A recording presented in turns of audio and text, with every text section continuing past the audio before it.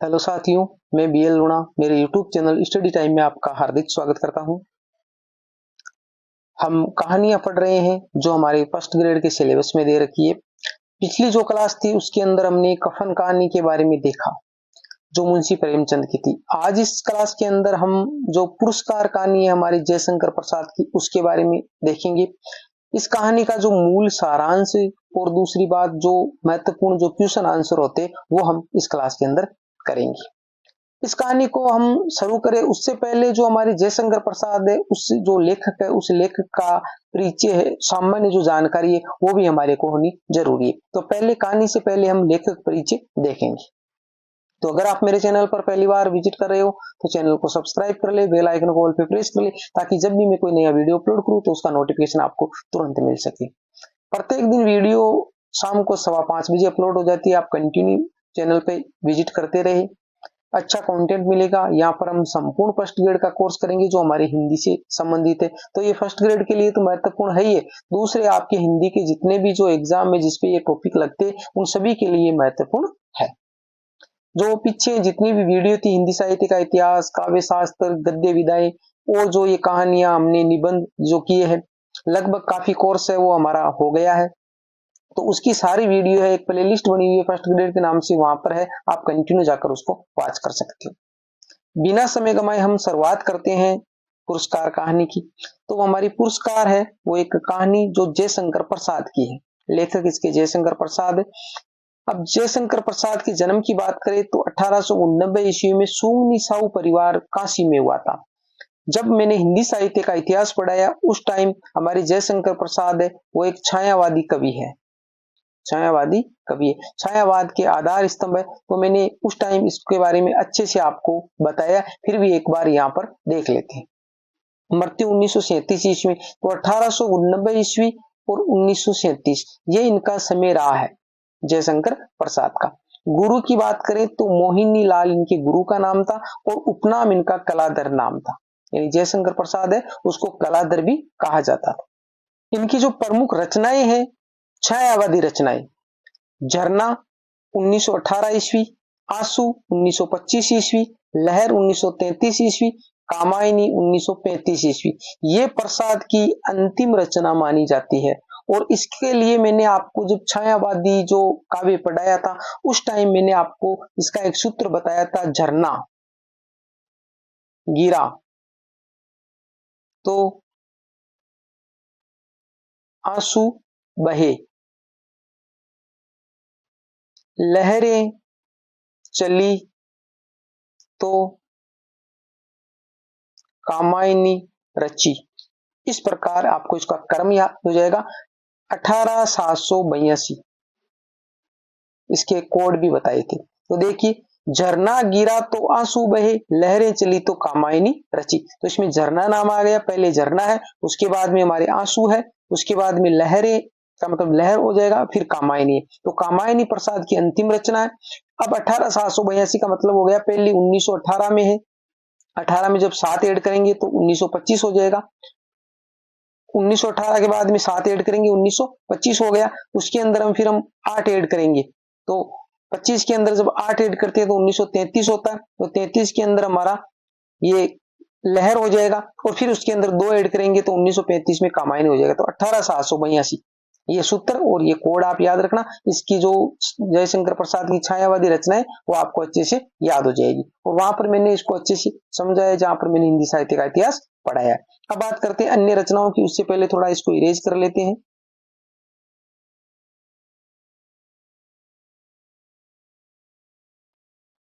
अन्य रचनाओं में है हमारे उर्वशी, वन मिलन, प्रेम राज्य 1909 ईस्वी में, यानी उर्वशी, वन मिलन और प्रेम राज्य तीनों ही 1909 में प्रकाशित है। अयोध्या का उद्वार, छोकोश्वास 1910 ईस्वी में, दोनों रचनाएं आगे देखो।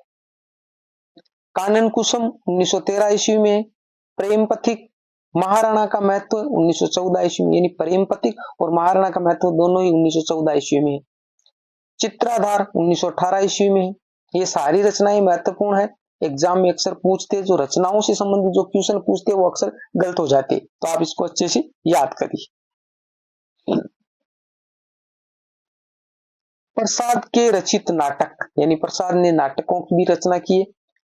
सज्जन 1910 ईस्वी, करुणालय 1913 ईस्वी, प्रायश्चित 1913 ईस्वी, राज्यश्री 1914 ईस्वी, विशाख 1921 ईस्वी, अजातशत्रु 1922 ईस्वी, जन्मेजय का नागेग 1926 ईस्वी।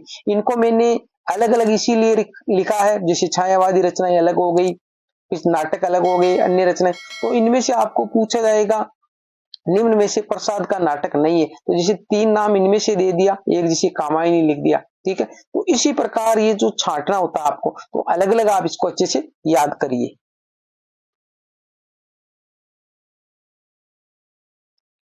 कामना 1927 ईस्वी, स्कंदगुप्त 1928 ईस्वी, एक घूंट 1929 ईस्वी, जो हिंदी की प्रथम एकांकी मानी जाती है। मैंने गद्य विधाएं पढ़ाई आपको, उस टाइम एकांकी के बारे में अच्छे से बताया है। तो एक घूंट है वो प्रथम एकांकी है, क्योंकि नाटक और एकांकी है वो काफी हद तक सेम ही होते, एक जैसे लगते, तो इसलिए एक घूंट वो नाटक है और हिंदी की प्रथम ये एकांकी भी मानी जाती है। चंद्रगुप्त 1931 ईस्वी, ध्रुव स्वामिनी 1933 ईस्वी।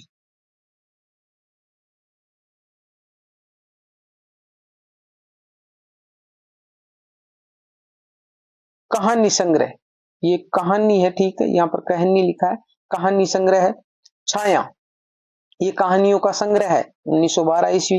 आकाशदीप 1919 ईस्वी, प्रतिध्वनि 1926 ईस्वी, आंधी 1931 ईस्वी, इंद्रजाल 1936 ईस्वी। मैंने यहाँ पर इसका इतना लंबा चौड़ा वर्णन इसीलिए लिया है क्योंकि ये छायावाद के आधार स्तंभ है, तो उसके हिसाब से भी महत्वपूर्ण हो जाते हैं, और हमारे प्रसाद की यहाँ पर कहानी दे रखी है, तो इसलिए यहाँ से कैसा भी क्वेश्चन पूछा जा सकता है।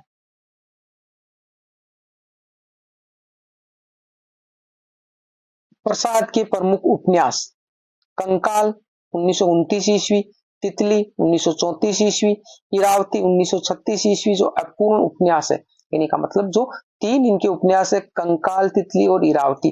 तो कंकाल 1929 में है, तितली 1934 में, इरावती 1936 में प्रकाशित हुआ था, परंतु ये अपूर्ण उपन्यास है, पूर्ण नहीं कर पाए थे।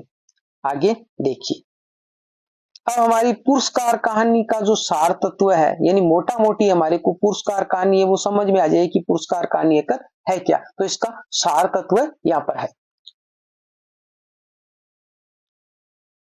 ये कहानी एक युवती मधुलिका की है, तो पहला पात्र है वो मधुलिका, और इस मधुलिका के चारों ओर ही ये घूमती है। तो ये कहानी एक युवती है मधुलिका, जो कौशल राज्य के एक वीर सैनिक सिंहमित्र की पुत्री है। मधुलिका कौन है? कौशल है, वो राज्य, उस राज्य का एक वीर सैनिक है, सिंहमित्र उसकी इकलौती पुत्री है। सिंहमित्र ने पूर्व समय में अपनी वीरता से कौशल राज्य के सम्मान की रक्षा की थी, यानी पुराने टाइम में जो सिंहमित्र है वो सैनिक था कौशल राज्य में, और उन्होंने कौशल राज्य की जो पुराने टाइम के अंदर अपनी वीरता के कारण उसके सम्मान में वृद्धि की थी, उसकी रक्षा की थी। जब कौशल नरेश राज्य में हर साल इंद्र की पूजा करते हैं, जिसमें उन्हें अपने राज्य के किसी भी एक कर्ष की भूमि पर एक दिन के लिए खेती करनी होती है, यानी यहाँ पर एक पर्व मनाया जाता है, एक उत्सव मनाया जाता है, कहाँ पर? कौशल राज्य में। और कौशल का जो मुख्य जो शासक है, मेन जो राजा है, वो क्या करता है कि एक दिन के लिए जो यहाँ की जितनी भी जो कृषकों की भूमि है, उनमें से एक खेत को साल में एक बार वो खुद अपने हाथ से उसमें हल चलाता है। एक कर्ष की भूमि एक दिन के लिए खेती करनी होती है, उस धरती के बदले उसे कर्ष को और उपहार दिए जाते, यानी इसमें जो क्या है कि जिस भूमि को वो जोतता है, कौन? जो शासक, तो उस कर्ष को उसके बदले में वो काफी उपहार और धन देता है।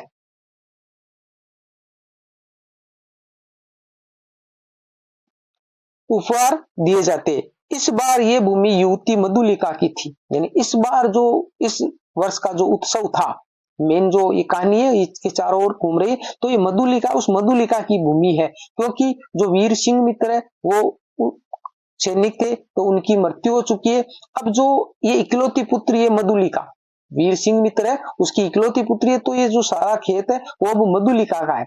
तो अब की बार जो इस साल जिस वर्ष ये उत्सव मनाया जा रहा है, तो उसी वर्ष ये मधुलिका की जो भूमि है उस पे खेती करेगा, कौन? वहां का कौशल का राजा, जो उत्सव, उस उत्सव के हिसाब से। तो राजा उस युवती को बहुत पुरस्कार देना चाहते, राजा भाई इसकी जमीन को जब वो बोएंगे, उसमें अनाज बोएंगे तो उसको बहुत सारा पुरस्कार देना चाहते, किंतु वो मना कर देती है। परंतु क्या है, वो जो स्त्री है, कौन, मधुलिका, जो एक युवती है, वो ये पुरस्कार लेने से मना कर दे। यहाँ पर हम मोटा मोटा सार तत्व देख रहे हैं जो आपको समझ में आ जाए कि इस कहानी के अंदर है क्या।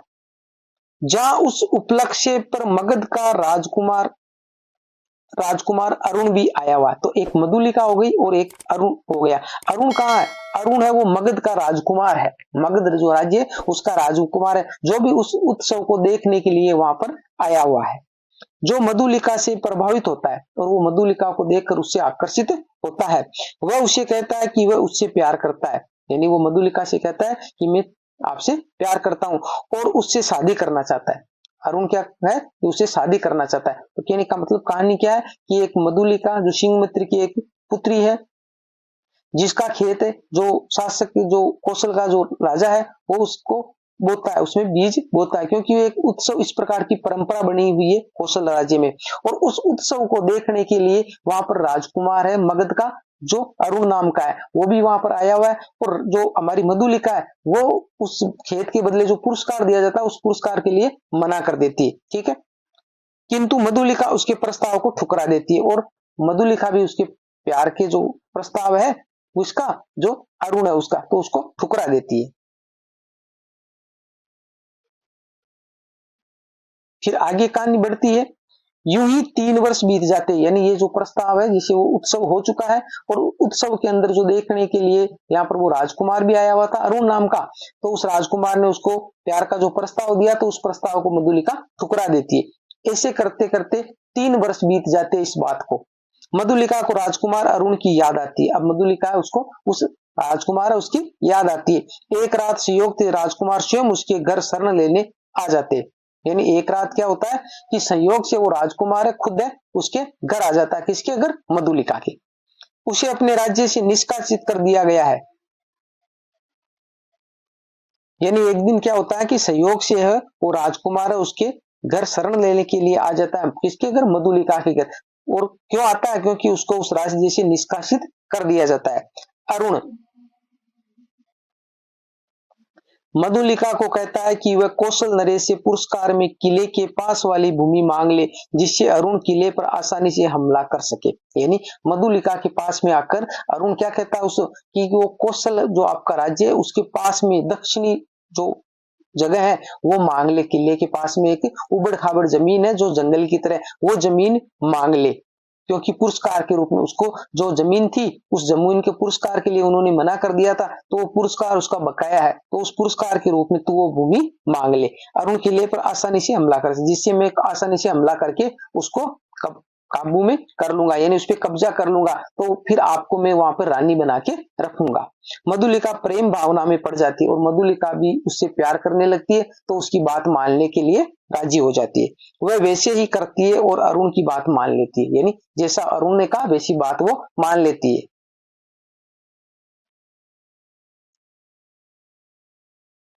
किंतु मधुलिका अपने संस्कारों को दरकिनार नहीं कर पाती है। यानी ये बात तो वो मान लेती है, परंतु उसके मन में ऐसा होता है कि ये उचित नहीं है, मैं अपने राज्य के साथ में विश्वासघात कर रहा हूं। मेरा पिता था वो तो इस राज्य की रक्षा करने के लिए अपने प्राणों को भी त्याग दिया था, और मैं ये क्या कर रही हूँ, तो ये संस्कार उसके है, यानी उसके पिता के दिए हुए ऐसे संस्कार उसके अंदर मौजूद है। और उसे अपने किए पर पछतावा होता है, यानी वो जाकर क्या करती है कि वो जमीन मांग लेती है, और जमीन मांगने के बाद में वो अरुण है वो उसमें जब जैसे ही कब्जा करने वाला था या उस पर आक्रमण करने वाला था, उसके मन में ऐसे विचार आते हैं और उसको पछतावा होता है कि इसको मधुलिका को, कि मधुलिका ने वो जमीन मांग ली थी पुरस्कार के अंदर।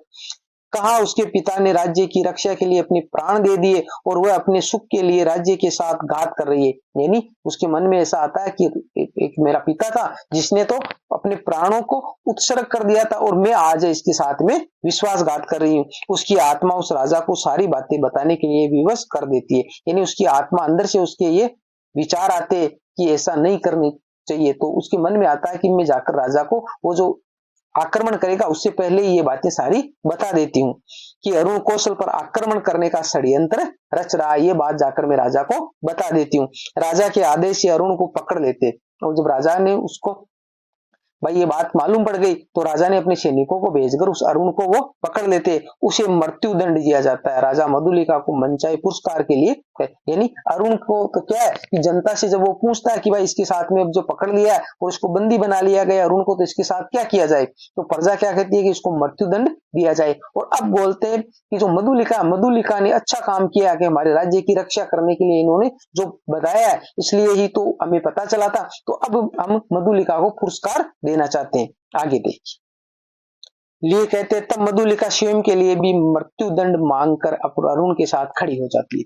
कहने का मतलब यह है कि जब उसको पुरस्कार के लिए बोला जाता है तो मधुलिका भी कहती है कि मुझे पुरस्कार नहीं चाहिए, अगर आप देना ही चाहते हो तो मुझे भी मृत्यु दंड देना है, मुझे भी मृत्यु दंड दो। और ये कहकर वो अरुण के पास में जाकर खड़ी हो जाती है, क्योंकि यहाँ पर दो है, एक तो वो अपने राष्ट्र से भी प्रेम करती है, तो एक तो राष्ट्र भक्ति है, दूसरी बात तो खुद का प्रेम है उसको भी बचाना है। तो उन्होंने अपने प्रेम के साथ में भाई विश्वासघात किया कि भाई पहले बता दिया, और वो जब आक्रमण करने वाला था तो उन्होंने राज्य में जाकर राजा को बोल दिया कि भाई अरुण है वो यहाँ पर अधिकार करने वाला है, तो वो दोनों की रक्षा करना चाहती है। इधर तो उसका राष्ट्र भक्ति के प्रति जो प्रेम था तो उन्होंने वो अपना वादा निभाया तो राजा को बताकर, और दूसरे अब वो बोलती है कि अगर उसको मृत्यु दंड दे रहे तो मेरे को भी मृत्यु दंड दो, मैं पुरस्कार, क्योंकि ये अरुण से प्यार करती थी। तो ये मोटा मोटी जो कहानी है इसका मेन सारांश था, जो हमारे अरुण और मधुलिका है, इनके चारों ओर जो ये कहानी घूमती। मेन जो पात्र है इसके अंदर कौन है, मधुलिका है, मधुलिका है जो एक सिंह मित्र की कन्या है। अब ये तो हो गया इसका जो सार तत्व, जो आपको एक कहानी है जब हम पढ़ेंगे तो एक कहानी का मोटा मोटी एक रूप समझ में आ जाएगी कि कहानी कहां से कैसे चलती है। यानी कहानी का मेन सारांश यही है कि जो एक राजा है जो कौशल का है, वो एक उत्सव का आयोजन करता है, प्रत्येक वर्ष वो आयोजन होता है। उसके अंदर जो आयोजन के अंदर ये होता है कि वो एक वर्ष में जो एक बार वो कृषक बनता है और किसी कृषक की भूमि को वो जोतता है, उसमें बीज बोता है, और उस जिस भूमि में वो बीज बोता है वो भूमि है वो फिर उसके बदले में जिसकी भी ये भूमि होती है उसको वो पुरस्कार रूप में देता है, और वो खेत है वो राजा का खेत माना जाता है।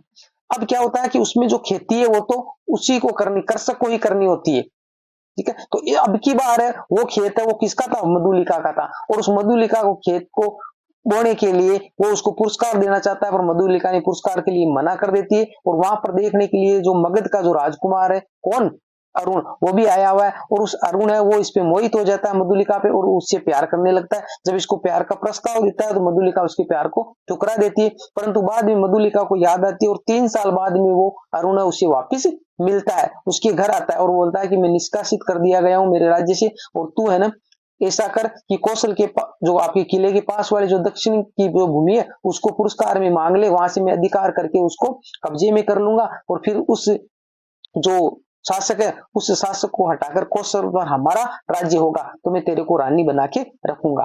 परंतु क्या होता है कि मधुलिका पहले तो ये बातें बता देती है, पर उसका मन नहीं मांगता है, तो वो जाकर राजा को ये सारी बातें बता दी थी कि ऐसा षड्यंत्र है वो रच रहा है अरुण, तो वो कब्जा कर लेगा, ठीक है। तो इसके बदले में राजा कहता है कि मैं आपको पुरस्कार देना चाहता हूं, आपने पुरस्कार वाला काम किया है, और अरुण है वो पकड़ा जाता है तो उसको मृत्यु दंड देने की बात आती है। तो उस टाइम मधुलिका वो पुरस्कार न लेके ये बोलती है कि अगर अरुण को आप मृत्युदंड देते हो तो मुझे भी मृत्युदंड ही चाहिए। तो कहने का मतलब इसमें राष्ट्र प्रेम और खुद का प्रेम दोनों का अंतर्द्वंद है वो चलता है। तो ये तो हो गई मोटा मोटी कहानी, और आगे जो मूल कहानी है इसको हम एक एक पॉइंट को देखेंगे कि कहां कहां से, अब ये पूरी कहानी हम नहीं देखेंगे, जो मुख्य मुख्य जो पॉइंट है इसमें से वो लेंगे जो हमारे एग्जाम में वहां से क्वेश्चन बनाए जाते हैं, और बाद में हम देखेंगे जो महत्वपूर्ण क्वेश्चन कौन कौन से बनते हैं, ठीक है। तो उम्मीद करता हूं ये क्लास आपको अच्छी लगी होगी। अगर अच्छी लगी है तो इसको लाइक करिए, अपने दोस्तों के साथ में भी शेयर कीजिए। अभी तक आपने अगर चैनल को सब्सक्राइब नहीं किया तो सब्सक्राइब जरूर कर ले। मिलते हैं अगली वीडियो में, तब तक के लिए जय भीम जय भारत।